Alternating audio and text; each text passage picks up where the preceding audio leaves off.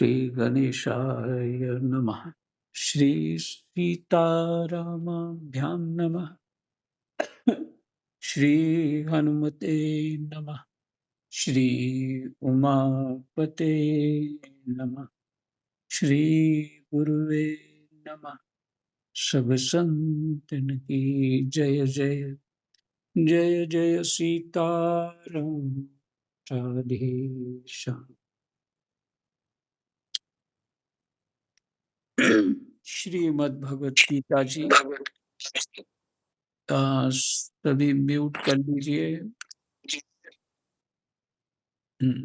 श्रीमद् भगवत गीता जी 14वां अध्याय श्लोक संख्या 12। हे भारतवंश में श्रेष्ठ अर्जुन, रजोगुण के बढ़ने पर लोभ,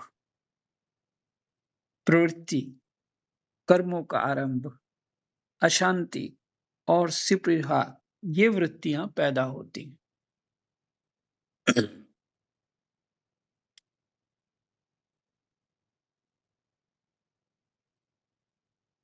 रजोगुण के बढ़ने पर रजोगुण की स्थिति क्या होती? रजोगुण पे लोभ होता है, प्रवृत्ति मैंने कर्म में प्रवृत्ति, कर्मों का आरंभ, अशांति और स्पृहा ये वृत्तियां पैदा होती हैं। तो सत्वगुण 11वें श्लोक का पाठ है ये ना, सत्वगुण का। जब इस मनुष्य शरीर में सब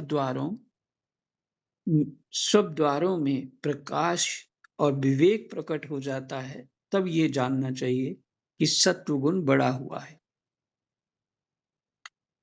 सब द्वार मैंने इंद्रियों और अंतःकरण में चेतना प्रकाशित हो जाती है। में प्रकाश स्वच्छता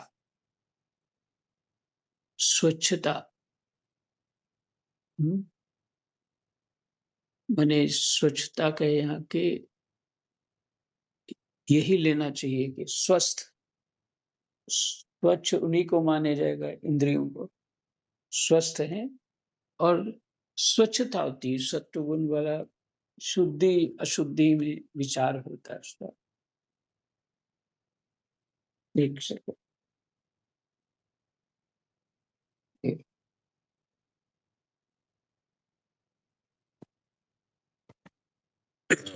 सीता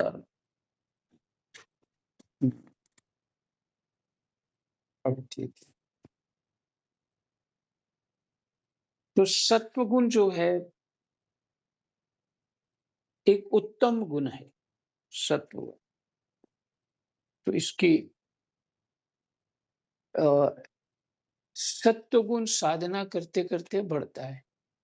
अगर सत शास्त्र हो, रामायण जी, भागवत जी, गीता जी, योग वशिष्ठ, अध्यात्म रामायण, इस तरह के जो ब्रह्म सूत्र इत्यादि ग्रंथ हैं, और भी बहुत सारे ग्रंथ हैं, ये सात्विक ग्रंथ है जो परमात्मा के तत्व को प्रकट करने वाले अर्थात बताने वाले। ये सत्वगुण इनसे भी बढ़ता है। सत्वगुण खान पान से भी बढ़ता है। सत्वगुण सज्जन पुरुषों के संग से भी बढ़ता है। और कहीं ऐसी तीर्थ स्थान हो या वातावरण ऐसा हो, ऐसे लोगों के बीच में रहने से भी सत्वगुण बढ़ जाता है। महापुरुषों के संग से तो निश्चित ही सत्वगुण बढ़ेगा। उनकी रहनी सहनी देख करके हमारा भी मन हो जाता है कि हम भी ऐसे रहें। सत्वगुण बढ़ता है। अब रजोगुण कैसे बढ़ता है? गीता के हिसाब से नहीं बताऊंगा, जो आजकल स्थिति है उसी के हिसाब से बता रहा हूं।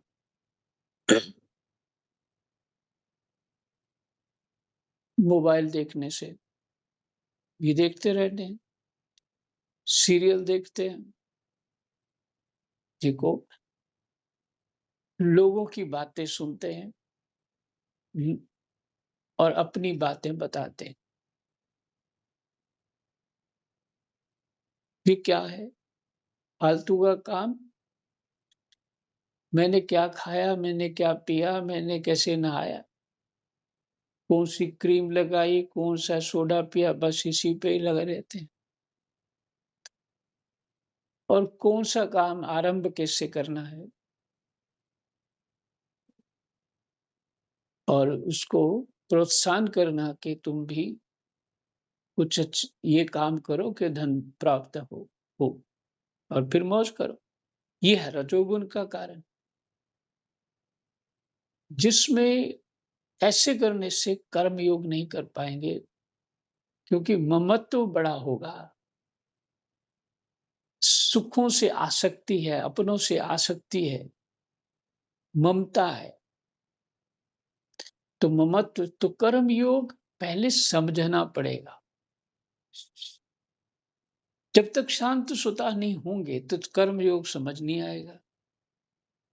जब शांत होंगे, इन इन सब चीज़ों से पहले छूटना पड़ेगा। फिर ये सुन के उसका अभ्यास करके कर्म योग समझ में आएगा। फिर कर्म में प्रवृत्ति कर सकते हैं, फिर कर्म कर सकते हैं। लेकिन अभी जो हालत स्थिति है, वो ममतावश होता है। हाँ, कोई-कोई विरला ऐसा प्रभु कृपा से हो कि वो अपने विवेक से कर्म योग कर पाए। समत्व जिसमें कहा है, योग का अर्थ इन्होंने लिया है समत्व। और वही दृष्टि कि सबके भीतर जो तत्व स्वरूपात्मा है, वो है और शरीर प्रकृति का है। तो मेरा शरीर भी जो अगर सेवा कर रहा है किसी की, तो अपने प्रसन्नता के लिए कर रहा है। ये जब बुद्धि बने, ये बुद्धि है ब्राह्मण की। ये बुद्धि इस बुद्धि को ब्राह्मण की बुद्धि कहेंगे। और जो मैं सेवा कर रहा हूँ और समय पे दूसरा भी मेरी सेवा करे, कोई समस्या आ जाए, मेरी हाँ में हाँ मिला दे या मेरा ख्याल रखे, तो ये बनिया बुद्धि है। ये बनिया बुद्धि, व्यापारी बुद्धि। तो जो कर्म योग है वो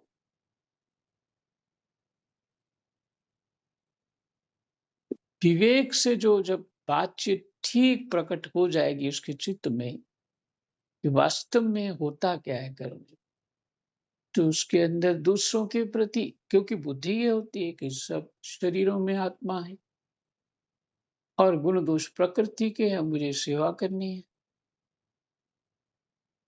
तो उसको कोई अच्छा कहे, बुरा कहे, वो उसकी चिंता नहीं करता।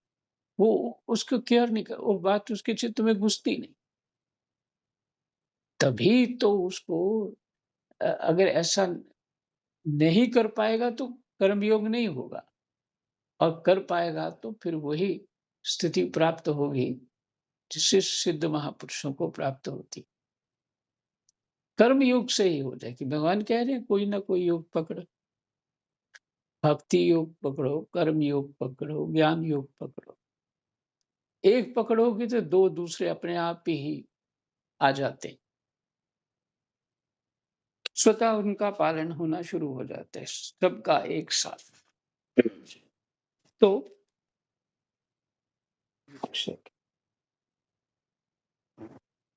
ये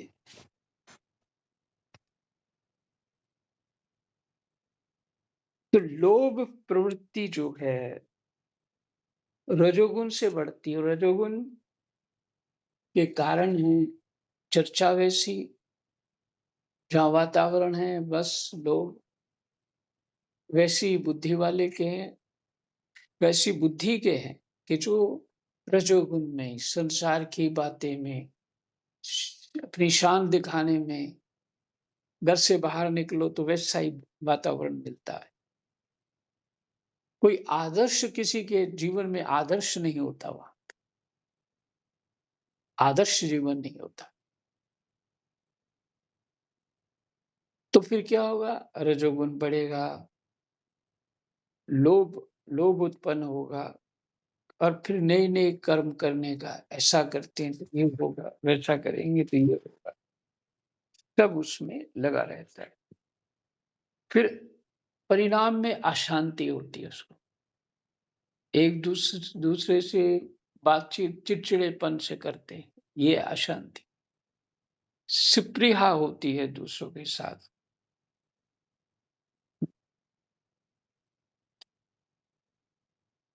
माने वही आसक्ति, स्पृहा होती है। इसलिए ये रजोगुण, भगवान ये क्यों बता रहे हैं कि रजोगुण, सत्वगुण, मतलब ये और गहरा डायग्नोज हो रहा है। वो व्यक्ति ऐसा होता है, तो उसको क्षेत्र और क्षेत्रज्ञ का ज्ञान या प्रकृति और पुरुष का ज्ञान जो रजोगुण में घुसा हुआ है, उसको कैसे हो सकता है? वो तो अपनी कामना पूर्ति के लिए ही जो भी पूछेगा, करेगा, कामना पूर्ति। हाँ, स्वामी जी आप तो बहुत अच्छा ज्ञान है, हमको भी बड़ा सुख हुआ।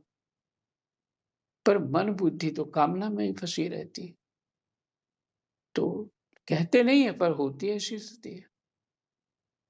ये थोड़ा-सा ये काम हो जाए ना, फिर मैं फ्री हूँ और फिर तो मैं यही करूँगा, भजन ही करना है, मेरा बहुत मन है। ऐसी बातें करते। तो कारण है रजोगुण बढ़ा हुआ।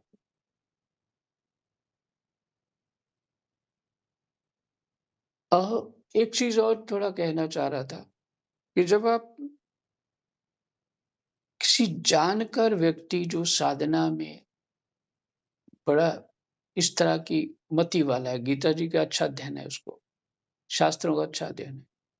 तो उसके पास जाकर के आप कुछ बात करेंगे तो वो आपकी बात से ही सब समझ आता है कि कहाँ तक पहुँच है इसकी, कौन-सी स्थिति है इसकी। खड़े उठने खड़े होने में, बैठने में ही पता लग जाता। उसके भाव से ही पता लग जाता है सब कुछ, बताना कुछ नहीं पड़ता। इसलिए शास्त्र को तीसरा नेत्र कहा। संख्या 13।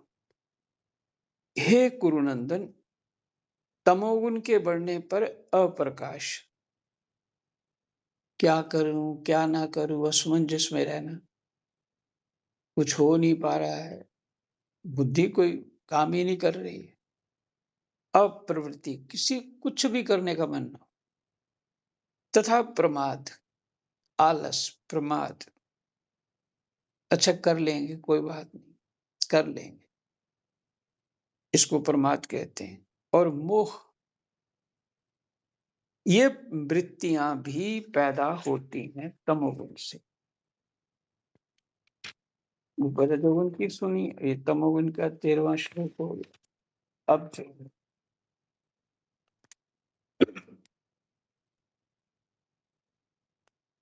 जिस समय, संख्या 14, जिस समय सत्व गुण बढ़ा हो, उस समय यदि देहधारी मनुष्य मर जाता है तो वह उत्तम वेताओं के निर्मल लोकों में जाता है। उत्तम वेता ज्ञानवान लोग, हम्म? उत्तम साधक लोग, उत्तम वेताओं के निर्मल लोकों में जाता है जब सत्वगुण बड़ा होता है। और संख्या 15, रजोगुण के बढ़ने पर मरने वाला प्राणी कर्म संगी मनुष्य मनुष्य योनि में जन्म लेता है, तथा तमोगुण के बढ़ने पर मरने वाला मूढ़ मूढ़ योनियों में जन्म लेता है, पशु वृत्तियों में। अच्छा, इसमें स्वामी जी की व्याख्या आपको सुनाता हूँ। देखिए, जिसने जीवन भर अच्छे कर्म किए हैं। 15वें श्लोक का है व्याख्या। राम, जिसने जीवन भर अच्छे कर्म किए हैं, जिसके अच्छे भाव रहे हैं, वह यदि अंता राम राम वह यदि अंत काल में रजोगुण के बढ़ने पर मर जाता है, तो मनुष्य योनि में जन्म लेने पर भी उसके आचरण भाव अच्छे रहेंगे। इसी प्रकार अच्छे कर्म करने वाला यदि अंतकाल में तमोगुण के बढ़ने पर मर जाता है, तो पशु पक्षी आदि मूढ़ योनि में जन्म लेने पर भी उसके आचरण भाव अच्छे ही रहेंगे।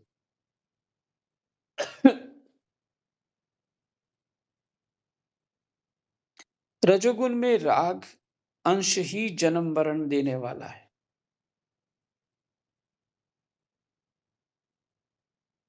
स्वामी जी ने स्पष्ट कर दिया, राग जो है, आसक्ति जो है, ये जो आसक्ति तो व्यक्ति विशेष से होती है ना, वस्तु इत्यादि से भी हो सकती है, लेकिन राग तो बहुत सारी चीजों में हो सकता है। तो रजोगुण में राग अंश ही जन्म मरण देने वाला है, क्रिया अंश नहीं।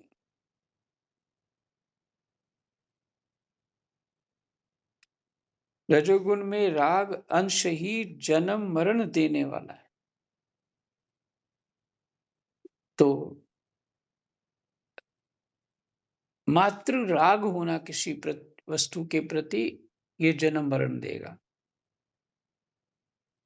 और स्वामी जी कहते हैं क्रिया अंश जो है वो जन्म मरण नहीं देता, तो इसलिए कर्म योग करेंगे, कर्म योग में क्रिया है तो जन्म मरण नहीं देगा, क्रिया अंश नहीं।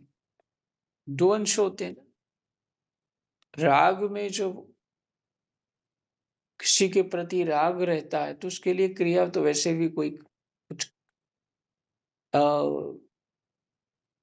करे ना करे, लेकिन अगर उसके प्रति क्रिया भी करते हैं, प्रेम बुद्धि करते हैं, व्यवहार करते हैं, वैसा लेन देन करते हैं, तो क्रिया अंश जो है वो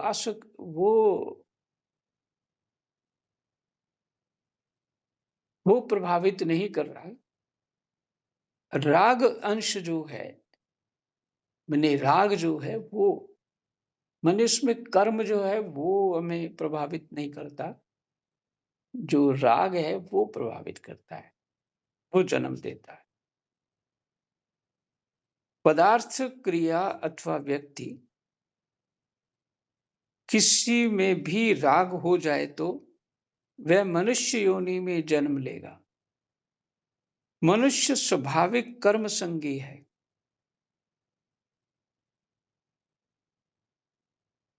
कर्म का ही संग करता है, क्योंकि नए कर्म करने का अधिकार मनुष्य योनि में ही है।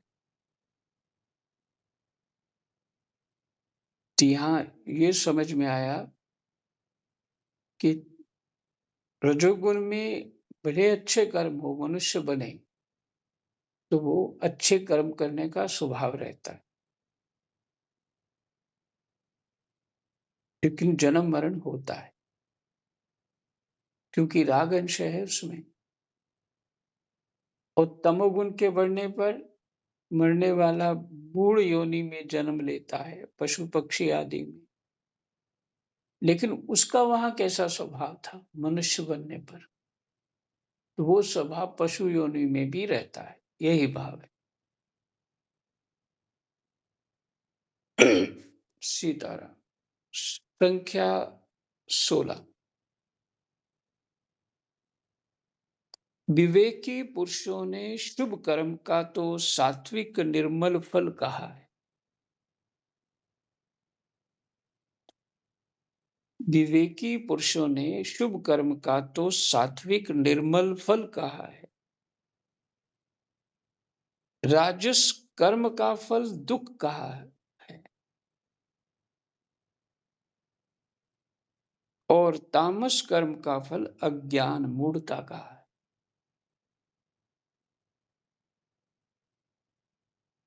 देखिए, सत्व रज तम ये प्रकृति के गुण है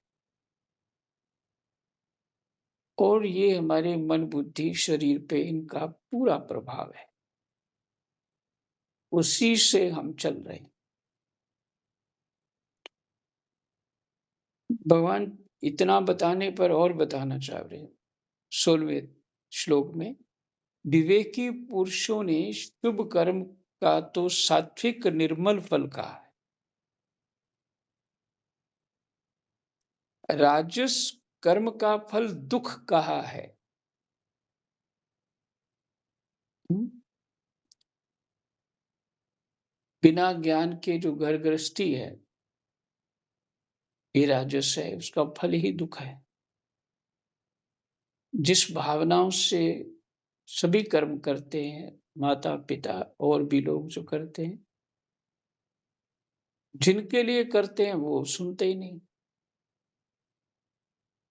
तो फल दुख हुआ ना। जैसा जैसा सुखी हम देखना चाहते हैं, उनको वो सुखी पसंद नहीं है, कुछ और करना चाहते हैं। तो अगर यही गृहस्थ जो है प्रवृत्ति मार्ग के अनुसार कर्म योग हो जाती, तो हमें गृहस्थ में ही सिद्धियां प्राप्त हो जाती और भगवान में मन लग जाता।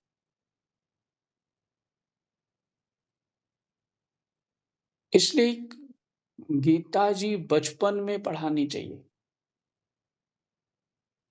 पढ़ाने से ये होगा कि हमें भी समझ आएगी कि इसका अर्थ कैसे करना है, और जितना मन बुद्धि देंगे तो स्वतः ज्यादा समझ आती है।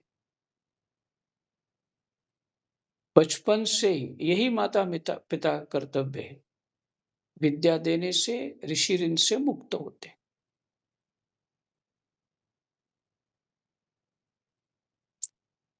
और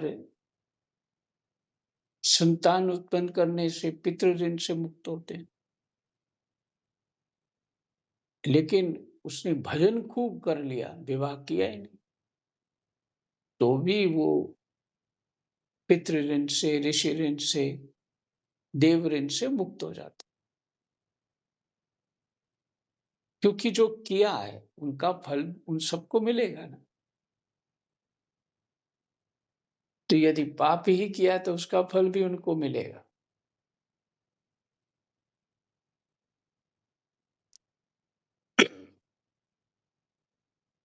तो विवेकी पुरुषों ने शुभ कर्म का तो सात्विक निर्मल फल कहा है, राजस कर्म का फल दुख कहा है, और तामस कर्म का फल अज्ञान मूढ़ता का है।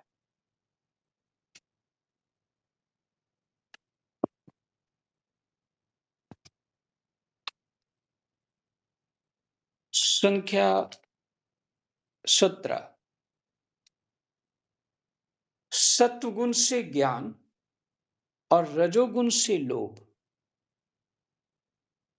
इसलिए भागवत जी के एकादश स्कंद में कहा है, 10 वस्तुएं बताई हैं कि जिससे सत्व गुण बढ़ता है। सत्व गुण से ज्ञान और रजोगुण से लोभ, लोभ आदि ही उत्पन्न होते हैं। तमोगुण से प्रमाद, मोह एवं अज्ञान भी उत्पन्न होते हैं। मांस मदिरा इत्यादि ये सब प्रयोग करना, ये तमोगुण रूप है। हम्म? खान पान में शुद्धि नहीं, बिल्कुल स्वाद आ रहा है, खा रहे हैं, कहीं भी बैठे हैं कहीं भी खा रहे हैं,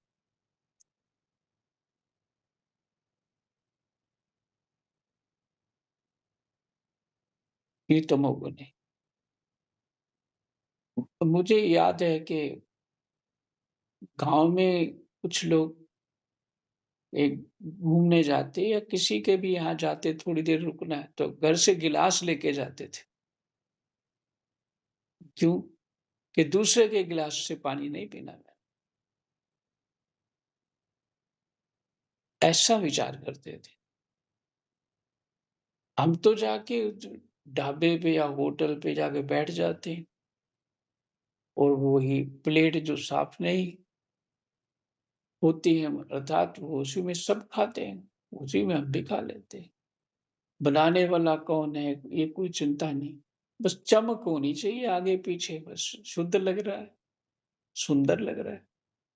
बन कैसे रहा है, कौन बना रहा है, शुद्धि क्या है, अशुद्धि क्या है, इसका कोई सोचना ही नहीं है। हुँ, तो वो सब बुद्धि पे असर करता है, फिर उधर ही जाने का मन करता है, क्योंकि जीव को स्वाद है। हुँ,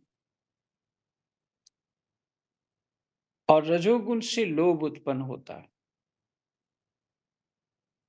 और खाऊँ और प्राप्त करूँ, और तमोगुण से प्रमाद, मोह एवं अज्ञान उत्पन्न होता है। बुद्धि ही बंद हो जाती है। तो पूरा शरीर उसके उसके मन उसका मन बुद्धि सिर्फ़ अपने शरीर के सुख के लिए ही काम करती है। सत्व संख्या 18, सत्व गुण में स्थित मनुष्य ऊर्ध्व लोकों में जाते हैं, ऊँचे ऊपर के लोकों में जाते हैं, ऊर्ध्व लोक। और रजोगुण में स्थित मनुष्य मृत्यु लोक में जन्म लेते हैं। कभी चाट पपड़ी और खानी है, यही रहता है।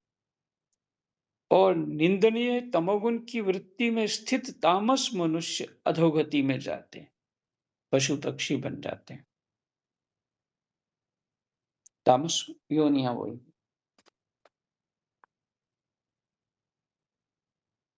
संख्या 19, इधर युद्ध हो रहा है, भगवान उपदेश कर रहे हैं, वो सारे उपदेश सुनने चाहिए।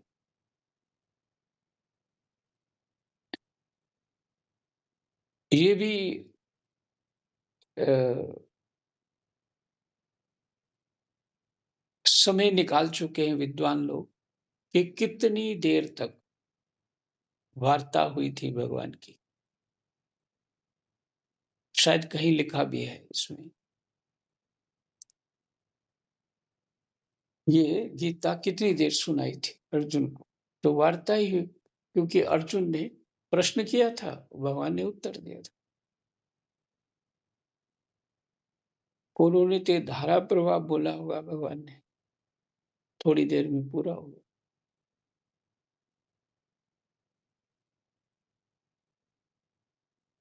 पर हमें तो समझना है, अर्जुन तो तपस्वी हैं, अनंत काल से तो वो अपने भजन साधन में भगवान के साथ ही हैं, बने हुए हैं। तो इन सब बातों का ज्ञान है उनको।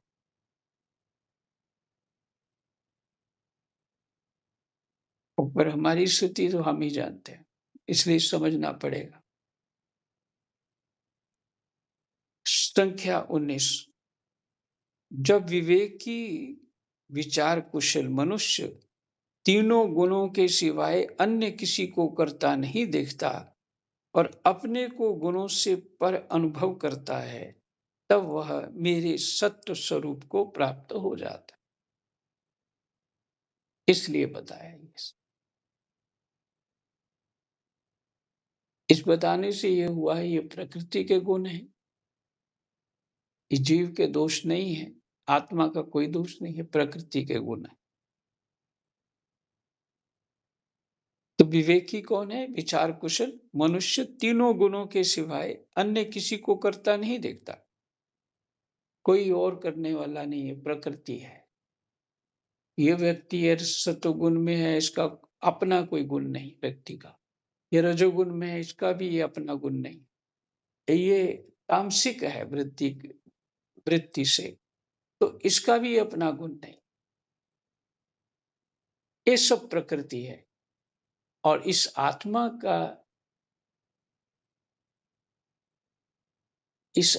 का गुण नहीं है।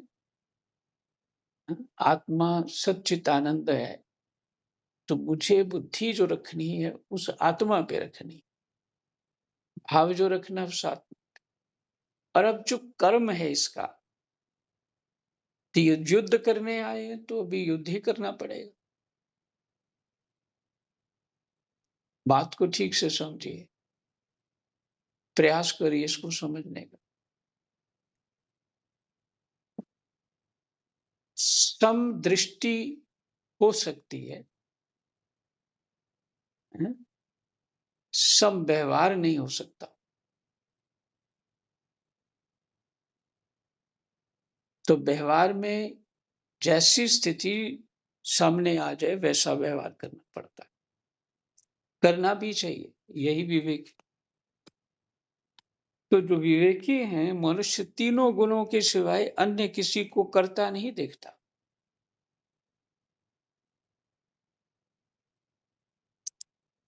और अपने को गुणों से पर अनुभव करता है। पर मैंने गुणातीत, गुणों वाला अनुभव नहीं करता, गुणातीत। तो वह मेरे सत्व स्वरूप को प्राप्त हो जाता है।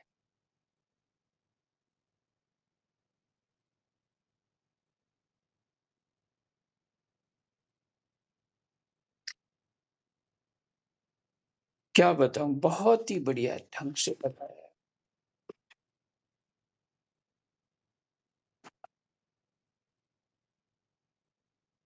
बहुत ही बढ़िया ढंग से।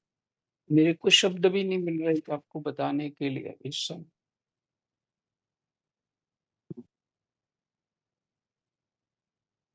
गुणातीत, ये सेवा पूजा जो है ना, ये भी ऐसी ही। सेवा पूजा जो भगवान का भजन या क्रिया योग, ज्ञान योग, सब एक जैसा है बिल्कुल। हठ योग, सब कुछ एक जैसा है।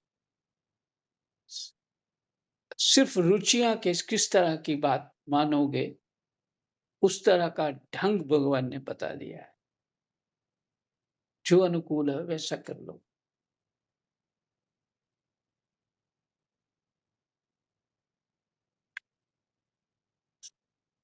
तो जब सब में वो व्यक्ति आत्म स्वरूप दृष्टि रखता है और व्यवहार गुणों से करता है, तो गुण गुण में बरतते हैं। फिर गुण गुणों में बरतते। ए राम,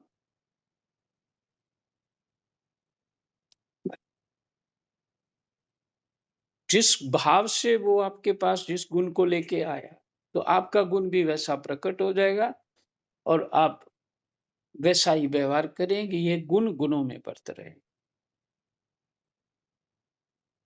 आशा है सबको बात समझ आ गई है। इसलिए वो अकर्ता रहता है। योगी अकर्ता रहता है, योगी कर्म योगी भी है, आसक्त नहीं होता।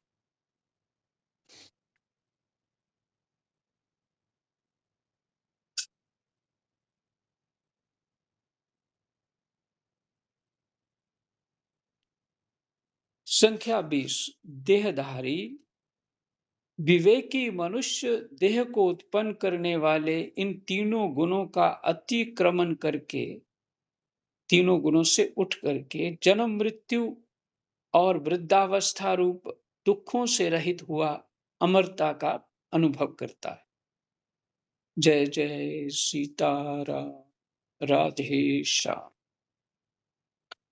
कृष्णाय वासुदेवाय, हरे परमात्मने, प्रणतः क्लेशनाशाय गोविन्दाय